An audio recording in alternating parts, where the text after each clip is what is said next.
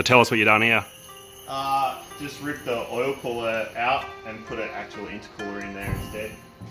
Made a bodge, just a bit of stainless exhaust pipe, intake pipe. It's all good. Should be good for burnout. Oh no, I can't do burnouts. We can dump the I can't know. Rally!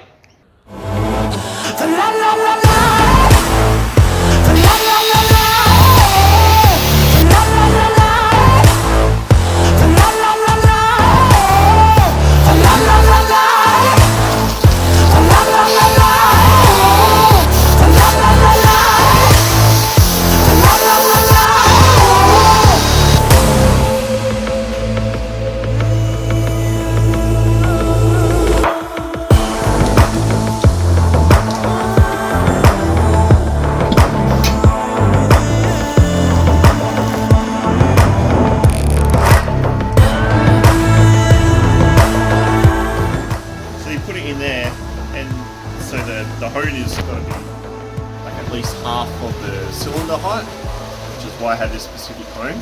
So you just kind of like, I just started off like this, and then just go to lower